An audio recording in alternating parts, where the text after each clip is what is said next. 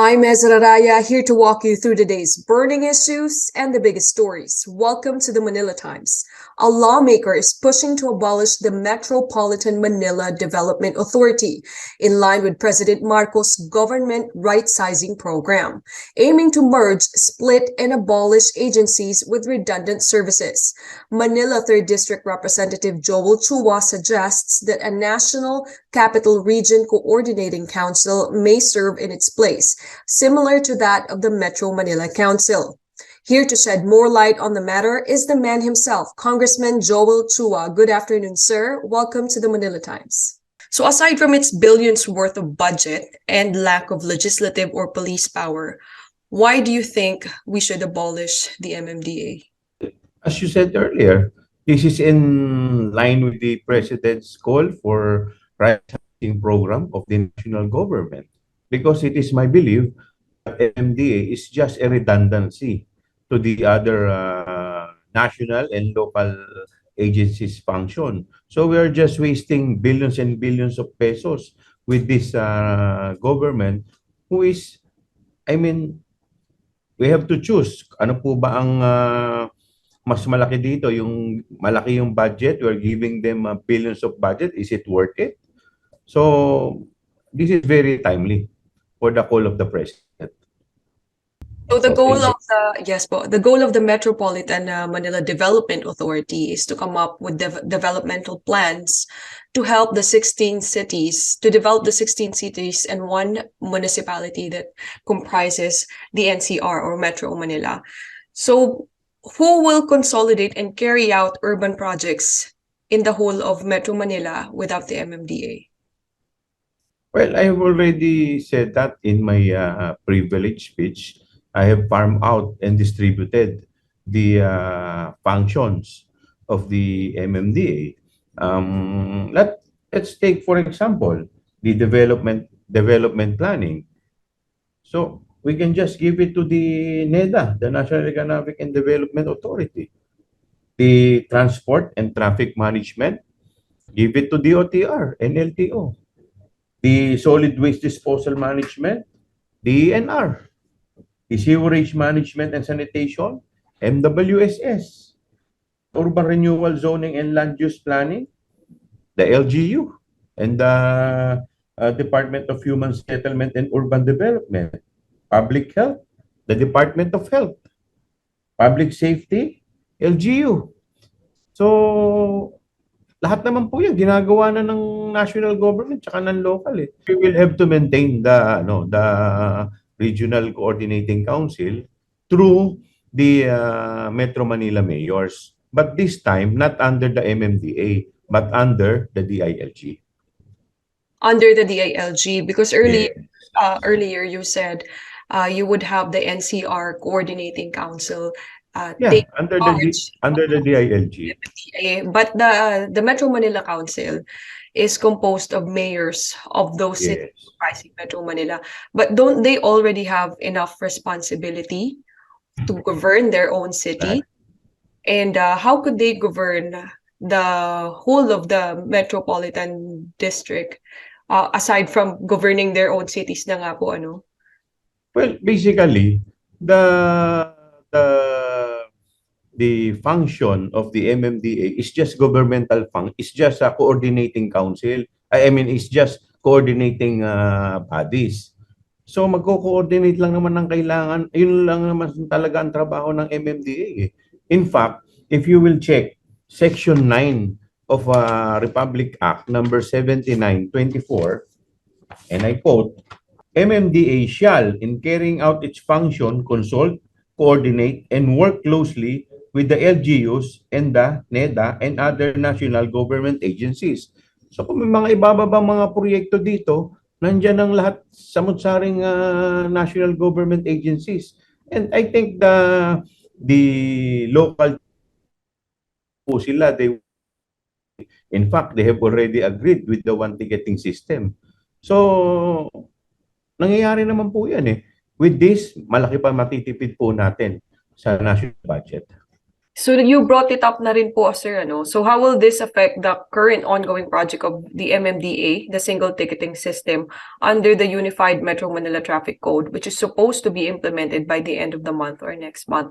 So MMDA spearheaded that project, which will make it easier for everyone who gets stuck in traffic and who violated the traffic law, so they can easily pay yung mga traffic violations na yun on the spot with those new devices that they have with the enforcers.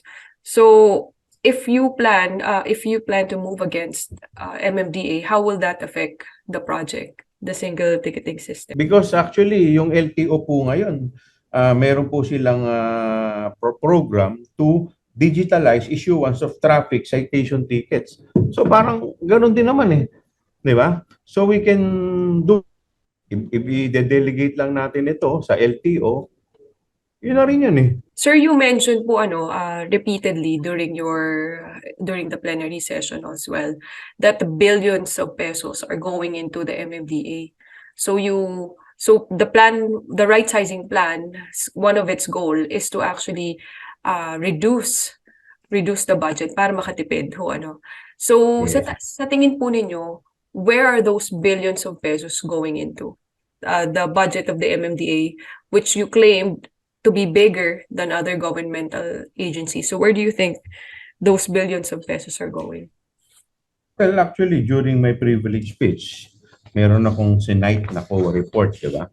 So may mga project sila like flood control. Of course, syempre may mga PS dyan. Yung personal services, yung pagbabayad dyan. Yung meron silang mga flood control projects, meron silang mga various other projects not completed. So kaya nga, when my privilege speech, mapunta na po ito sa committee level, we will try to ask them the status of this COA report. So that we will know, so that the people will know what is happening to this 10 billion pesos that the LGU and the GAA is giving them. So doon siguro malalaman po natin. Okay, sir. So your suggestion with the abolition of MMDA, the other agencies such as the DPWH, DNR, MWSS, and so on will split the responsibility of MMDA. So do you plan? Because what is happening now, nag-aagawan sila ng project eh. You know, like for example, yung mga flood control, it used to be under DPWH. Nung pumasok po itong MMDA, I think during the time of Bayani Fernando yata. So ito pong ni Chairman Bayani Fernando. So itong flood control, kinuha na rin nila.